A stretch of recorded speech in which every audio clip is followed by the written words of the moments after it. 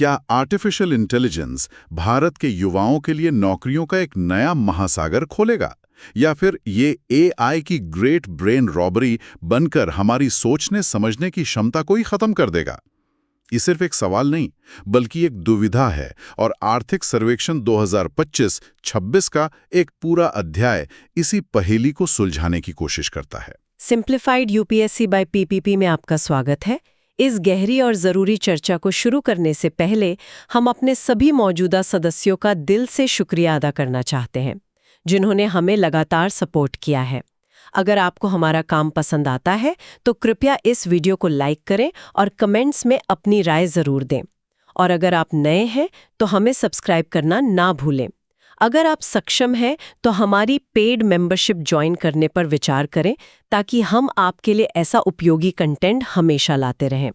और हाँ, याद रखें, इस पूरी चर्चा के फ्री नोट्स और प्रैक्टिस पीवाईक्यूज हमारे टेलीग्राम चैनल पर है, और हमारे लेजेंड यूट्यूब मेंबर्स के लिए प्रीमियम नोट्स और मेंस के सवालों के मॉडल उत्तर हमारे डिस्कॉर्ड चैनल पर मौजूद है। लिंक डिस्क्रिप्शन में है।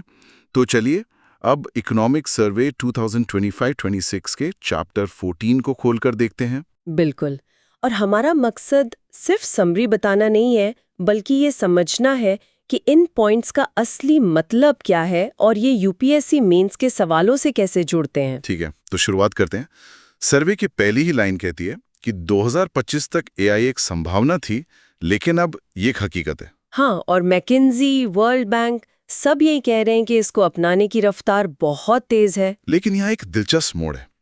एआई को बनाने और ट्रेन करने में मतलब बेहिसाब पैसा, कंप्यूटिंग पावर, डेटा और ऊर्जा लगती है। बिल्कुल, और इसका नतीजा ये हुआ है कि ये टेक्नोलॉजी दुनिया की कुछ गिनी चुनी बड़ी कंपनियों की मुट्ठी में कैद हो गई है। एक तरह का टेक्नोलॉजिकल एकाधिकार बनता दिख रहा है। और नौकरियों का क्या? उसको लेकर तो सबसे ज्यादा चिंता है। हालांकि कुछ शुरुआती अध्ययन जैसे येल और ब्रायन-ज़ोल्फसन के, वो कहते हैं कि तत्काल कोई बड़ा खतरा नहीं है। लेकिन भारत जैसे देश के लिए क्या ये मानकर बैठ जाना सही है? आपका शक बिल्कुल जायज है, और सर्वेक्षण भी यही चेतावनी देता है कि हमें आत्मसंतुष्ट नहीं होना है। तो फिर वो क्या कहता है? वो कहता है कि कई गहरे सवाल हैं, जैसे क्या हमारा आईटी सेक्टर, जो आज तक कॉस्ट एडवांटेज पर चला है, अब पिछड़ जाएगा? और उससे भी बड़ा सवाल, भारत को अपनी जमीनी हकीकत के हिसाब से एआई को कैसे रेगुलेट करना चाहिए? सही बात है। क्या हम पश्चिम के नियमों की बस नकल कर सकते हैं? शायद नहीं। मुझे लगता है इस अध्याय का सबसे जरूरी हिस्सा वो है जहां असम्मतियां और ट्रेड ऑफ की बात की गई है। हाँ, क्योंकि ये दिखाता है कि एआई को अपनाना कोई स्विच ऑन ऑफ करने जैसा आसान फैसला नहीं है। तो पहला ट्रेड ऑफ क्या है? पहला और सबसे बड़ा ट्रेड ऑफ है फ्रंटियर बनाम एप्लीकेशन। आसान भाषा में इसका क्या मतलब हुआ? मतलब क्या भारत को अमेरिका और चीन की तरह खरबों डॉलर खर्च करके दुनिया के सबसे शक्तिशाली फ्रंटियर एआई मॉडल बनाने की दौड़ में शामिल होना चाहिए? या फिर अपनी जरूरतें देखें, जैसे खेती में किसानों की मदद के लिए एआई बनाना? बिल्कुल, या स्वास्थ्य सेवाओं को गांवों तक पहुंचाने के लिए छोटा, सटीक और असरदार एआई बनाना। लेकिन इसमें खतरा नहीं है? अगर हम सिर्फ छोटे एप्लीकेशन विशिष्ट मॉडल बनाते रहे तो क्या हम हमेशा टेक्नोलॉजी के उपभोक्ता ही नहीं बने रहेंगे? ये एक बहुत महत्वपूर्ण सवाल है, और इसी से जुड़ा है दूसरा ट्रेड ऑफ। वो क्या है? स्केल बनाम समावेश, मतलब कैपिटल लेबर ट्रेड ऑफ। अच्छा। एआई जो है वो पूंजी की उत्पादकता को श्रम से कहीं ज्यादा तेजी से बढ़ाता है। तो क्या हमें देश की जीडीपी बढ़ाने के लिए एआई को तेजी से अपनाना चाहिए, भले ही इससे कुछ नौकरियां कम हो? या फिर नौकरियों को बचाने के लिए इस प्रक्रिया को धीमा करना चाहिए? ये तो एक क्लासिक ग्रोथ बनाम इक्विटी का सवाल है, बस नए एआई अवतार में। बिल्कुल। और तीसरा ट्रेड ऑफ भी इसी से जुड़ा है, ओपन बनाम प्रोप्राइटरी मॉडल। हाँ, प्रोप्राइटरी मॉडल जैसे कुछ बड़ी कंपनियों के हैं, वो एक ब्लैक बॉक्स की तरह है। हमें नहीं पता कि वो अंदर कैसे काम करते हैं, और हम उन पर पूरी तरह निर्भर हो जाते हैं। तो मुझे सबसे चौंकाने वाला लगा कंप्यूटिंग क्षमता बनाम संसाधन बाधाएं। हाँ, हम एआई की बात करते हैं, लेकिन ये भूल जाते हैं कि इसे चलाने वाले डेटा सेंटर कितनी बिजली और पानी इस्तेमाल करते हैं। और सर्वे में दिए गए आंकड़े तो हैरान करने वाले हैं। अमेरिकी कांग्रेस की एक गवाही का जिक्र है कि एक एआई डेटा सेंटर एक दिन में उतनी ही ऊर्जा की खपत कर सकता है जितनी एक रॉकेट लॉन्च में होती है। क्या बात कर रहे हैं? हाँ, और आईबीएम के सीईओ ने भी कहा है कि जिस रफ्तार से डेटा सेंटर बढ़ रहे हैं वो आर्थिक रूप से टिकाऊ नहीं है। तो सवाल ये है कि क्या भारत ये बोझ उठा सकता है? यही सबसे बड़ा सवाल है।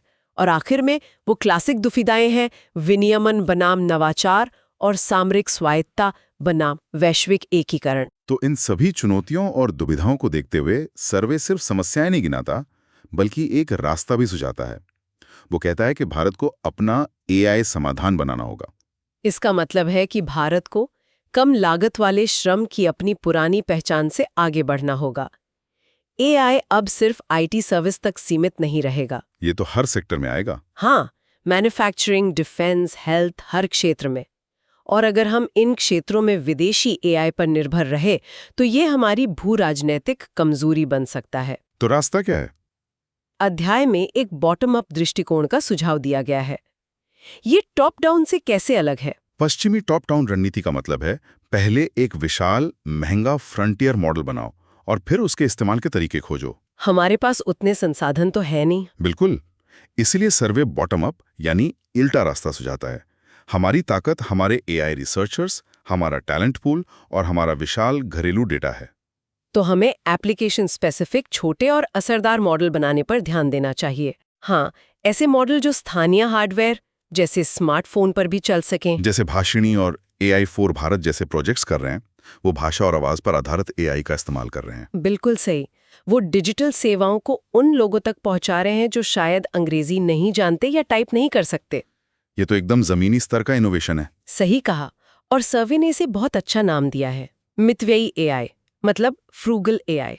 फ्रूगल एआई, ये भारतीय जुगाड़ और इनोवेशन का एआई संस्करण लगता है। एक तरह से हम इसके अलावा ओपन सोर्स मॉडल को अपनाना बहुत जरूरी है। सरकार को यूपीआई और आधार की तरह एक एआई ओएस यानी एआई ऑपरेटिंग सिस्टम पहल शुरू करनी चाहिए, ताकि एआई कुछ कंपनियों की जागीर ना रहकर एक सार्वजनिक वस्तु बन सके। बिल्कुल, जिसका फायदा छोटे से छोटा स्टार्टअप भी उठा सके। और यहीं पर यूपीएससी का सीधा कनेक्शन बनता है। 2025 GS1 में ही सवाल था। अच्छा, हाँ, कि स्थानीय और क्षेत्रीय नियोजन में जीआईएस और आरएस तकनीकों के साथ आर्टिफिशियल इंटेलिजेंस और ड्रोन का प्रभावी ढंग से उपयोग कैसे किया जा सकता है। अरे वाह, ये तो सीधे सीधे एप्लीकेशन विशिष्ट एआई की बात हो गई। बिल्कुल। और 2015 GS3 का सवाल भी था, वे कौन से निषेधात्मक श्रम के क्षेत्र हैं जिनका रोबोट द्वारा स्थायी रूप से प्रबंधन किया जा सकता है। तो ये सवाल भी एआई के श्रम पर प्रभाव और भारत को अपने स्वदेशी समाधानों की जरूरत क्यों है, इस पर सोचने को मजबूर करता है। यह मितव्ययी एआई की रणनीति सुनने में तो बहुत अच्छी लगती है, लेकिन इसे चलाएगा कौन?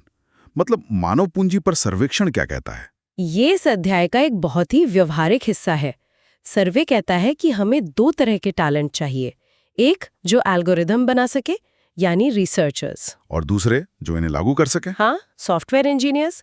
इसे वो अभूमिगत ज्ञान या अंडरग्राउंड नॉलेज कहते हैं, जो सिर्फ किताबों से नहीं बल्कि काम करने के अनुभव से आता है। तो इसके लिए क्या करना होगा? एकेडमिया के बीच लोगों की आवाजाही को आसान बनाना होगा। शिक्षा को लेकर भी एक बहुत दिलचस्प बात कही गई है। हाँ, जो हमारी पारंपरिक सोच को चुनौती देती है। सर्वे कहता है कि अब डिग्री पूरी होने का इंतजार नहीं किया जा सकता। मतलब अमेरिका में कुछ कंपनियां अब हाई स्कूल के टैलेंटेड बच्चों को सीधे फेलोशिप देकर अपने साथ काम करने का मौका दे रही हैं। भारत को भी ऐसे मॉडल अपनाने होंगे जहां इंडस्ट्री और शिक्षा साथ साथ चलें। ये तो बहुत बड़ा बदलाव होगा। और एक और जरूरी बात, सर्वे चेतावनी देता है कि हमें सिर्फ व्हाइट कॉलर नौकरियों के बारे में नहीं सोचना चाहिए। नर्सिंग, बुजुर्गों की देखभाल, advanced metal work, chef, physiotherapist, अच्छा, इन क्षेत्रों में भी अवसर हैं। बहुत अवसर है। इन क्षेत्रों में एआई मदद कर सकता है, लेकिन इंसान की जगह नहीं ले सकता, और यहाँ कर्मचारियों की भारी कमी है। अध्याय के एक बॉक्स में मानव मूल्य की बात की गई है। मतलब जब मशीनें सब कुछ करने लगेंगी तो इंसान का महत्व कहाँ होगा? ये भविष्य की कुंजी है।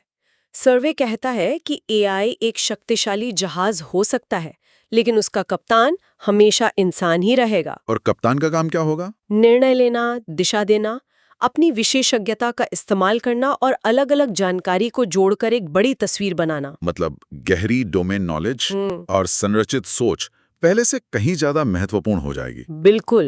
ये बहुत दिलचस्प बात है। लेकिन अगर इंसान का काम सिर्फ निर्णय लेना है तो ये एक बहुत बड़ी जिम्मेदारी है, और यहीं पर शासन और विनियमन का सवाल खड़ा होता है। सबसे मुश्किल सवाल। हाँ, इसे नियंत्रित कैसे किया जाएगा? सर्वे यहाँ भी एक संतुलित रास्ते का सुझाव देता है। हमें एआई अपनाने की गति को अपने श्रम बाजार की वास्तविकताओं के हिसाब से कैलिब्रेट करना होगा। कैलिब्रेट करना होगा मतलब एडजस्ट करना होगा। हाँ, और इसके लिए एक एआई इकोनॉमिक काउंसिल बनाने का सुझाव दिया गया है, जो लगातार इसके आर्थिक और सामाजिक प्रभावों का आकलन करे। शिक्षा जैसे क्षेत्रों में इसके दुरुपयोग का खतरा तो साफ दिखने लगा है। सर्वे में एक लेख का हवाला है, एआई's ग्रेट ब्रेन रॉबरी। हाँ, वो बताता है कि कैसे छात्र अब सोचने और लिखने के लिए एआई पर निर्भर होते जा रहे हैं, जिससे उनकी अपनी दिमागी क्षमता कम हो रही है। और ये सिर्फ एक लेख की बात नहीं है। MIT और माइक्रोसॉफ्ट के अध्ययन भी इस बात की पुष्टि करते हैं कि हमारी संज्ञानात्मक क्षमताओं में गिरावट आ रही है। तो इस काउंसिल का एक बड़ा काम ये सुनिश्चित करना होगा कि आर्टिफिशियल इंटेलिजेंस के विकास में हम ह्यूमन इंटेलिजेंस का बलिदान ना कर दें। बिल्कुल सही कहा। Use AI, don't become AI. और इसी से जुड़ा है डेटा का मुद्दा। सर्वे ने इसे एक रणनीतिक संसाधन कहा है। हाँ, तो डेटा को लेकर सर्वे कठोर डेटा लोकलाइजेशन के बजाय प्रवर्तनीय जवाबदेही यानी एनफोर्सेबल अकाउंटेबिलिटी की बात करता है। इसका क्या मतलब है? मतलब डेटा ट्रांसफर हो सकता है, लेकिन कुछ शर्तों के साथ। और वो शर्तें क्या हैं? 3 मुख्य शर्तें हैं। पहली, DPDP एक्ट 2023 के तहत डेटा का वर्गीकरण हो। दूसरी, जो विदेशी कंपनियां भारतीय डेटा का बड़े पैमाने पर इस्तेमाल करती हैं, उन्हें भारत में उस डेटा की एक मिरर्ड कॉपी रखनी होगी। और तीसरी? तीसरी और सबसे महत्वपूर्ण, उन्हें भारत के एआई इकोसिस्टम में किसी न किसी रूप में योगदान देना होगा, जैसे यहाँ ट्रेनिंग देना, रिसर्च लैब स्थापित करना या कोई वित्तीय योगदान देना। मतलब एक तरह का गिव एंड टेक। बिल्कुल। अब उस हिस्से पर आते हैं जो थोड़ा डराता भी है, एआई के खतरे। सर्वे इसे कितनी गंभीरता से लेता है? बहुत ज्यादा गंभीरता से। अध्याय में एआई की तुलना परमाणु ऊर्जा से की गई है। परमाणु ऊर्जा से? हाँ, मतलब एक ऐसी टेक्नोलॉजी जिसके लिए न केवल उसे बढ़ावा देने वाली बल्कि उसे सख्ती से नियंत्रित करने वाली संस्थाओं की भी जरूरत है। अच्छा, और ये खतरे हैं किस तरह के? कई तरह के। पहला तो है पारदर्शिता की कमी। बड़ी कंपनियां ये बताने में आनाकानी करती हैं कि उनके मॉडल कितने सुरक्षित हैं। और दूसरा? दूसरा ज्यादा खतरनाक है। वो है एआई का सिंथेटिक बायोलॉजी जैसी तकनीकों के साथ मिलना। सर्वे चेतावनी देता है कि ओपन सोर्स क्रिस्पर किट और एआई की मदद से कोई भी गलत इरादों से खतरनाक वायरस बना सकता है। ये तो बहुत डरावना है।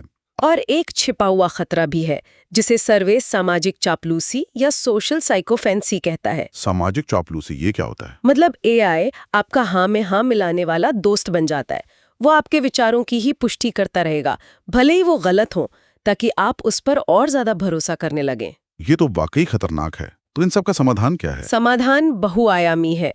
पहला, संस्थागत रेड टीमिंग, यानी ऐसी टीमें बनाना जिनका काम ही सिस्टम को तोड़ने की कोशिश करना हो, ताकि कमजोरियां पता चलें। हाँ। दूसरा, अंतर्राष्ट्रीय सहयोग। तीसरा, कुछ एप्लीकेशंस पर पूरी तरह से प्रतिबंध लगाना, जैसे प्रिडिक्टिव पुलिसिंग या फेशियल रिकग्निशन। और साथ ही विसिल ब्लोअर सुरक्षा को मजबूत करना। तो ये सब कुछ एक साथ कैसे होगा? क्या सर्वे कोई ठोस रोड मैप देता है? हाँ, एक बहुत ही स्पष्ट 3 चरणों वाला रोड मैप सुझाया गया है। पहला चरण क्या है? पहला चरण है निकट भविष्य के लिए प्रयोग को सक्षम बनाना। मतलब इंडिया एआई मिशन के तहत साझा इंफ्रास्ट्रक्चर बनाना, छोटे मॉडल्स पर फोकस करना और डेटा गवर्नेंस के नियम बनाना। ठीक है, और दूसरा चरण? दूसरा चरण है मध्यम अवधि के लिए चयनात्मक स्केलिंग, यानी जो प्रयोग सफल हों उन्हें बड़े पैमाने पर लागू करना, घरेलू कंप्यूटिंग क्षमता बढ़ाना और जोखिम आधारित एआई रेगुलेशन को औपचारिक रूप देना। और तीसरा? दीर्घकालीन? वो है लचीलापन, मतलब रेजिलियंस। इसमें एडवांस्ड हार्डवेयर जैसे चिप्स के लिए रणनीतिक साझेदारी करना और लेबर मार्केट और शिक्षा प्रणाली को लगातार बदलते रहना शामिल है। तो इस पूरी चर्चा का सार क्या है? अगर एक लाइन में बताना हो तो देश के लिए इसका क्या मतलब है? अगर इस पूरे अध्याय का सार एक लाइन में निकालना हो तो वो ये है, भारत के लिए सबसे जोखिम भरा रास्ता है निष्क्रिय उपभोक्ता बने रहना। मतलब कुछ ना करना ही सबसे बड़ा खतरा है। बिल्कुल। देर से शुरुआत करना एक फायदा है, क्योंकि हम दूसरों की महंगी गलतियों से सीख सकते हैं। हमारी जीत बड़े महंगे मॉडल बनाने में नहीं, बल्कि करोड़ों भारतीयों की समस्याओं को सुलझाने वाले छोटे, सस्ते और असरदार एआई बनाने में है। तो आने वाले कुछ वर्षों में लिए गए फैसले ये तय करेंगे कि एआई हमारे समाज में पहले से मौजूद अमीर-गरीब के फासले को और गहरा करता है या फिर यह सबकी तरक्की और सम्मानजनक काम का एक नया जरिया बनता है। और अंत में सोचने के लिए एक विचार। भारत के लिए एआई का भविष्य सिर्फ एक टेक्नोलॉजी चुनने का सवाल नहीं है, बल्कि एक रास्ता चुनने का सवाल है। क्या हम एक ऐसा रास्ता चुन पाएंगे जो हमें आत्मनिर्भर बनाए, या हम दूसरों के बनाए रास्ते पर चलने के लिए मजबूर हो जाएंगे, इससे पहले कि हमारे पास कोई और विकल्प ही न बचे। इस गहन चर्चा में शामिल होने के लिए धन्यवाद। हम आशा करते हैं कि आपको ये विश्लेषण उपयोगी लगा होगा। कृपया सिंप्लीफाइड यूपीएससी बाय पीपीपी को सब्सक्राइब करें और यदि संभव हो तो हमारी मेंबरशिप में शामिल होकर हमारा समर्थन करें। टेलीग्राम पर फ्री नोट्स और डिस्कॉर्ड पर हमारे लीजेंड मेंबर्स के लिए प्रीमियम संसाधन देखना ना भूलें। आपके विचार और प्रश्न हमारे लिए बहुत महत्वपूर्ण हैं। उन्हें कमेंट्स में जरूर बताएं। अगली बार तक सीखते रहें।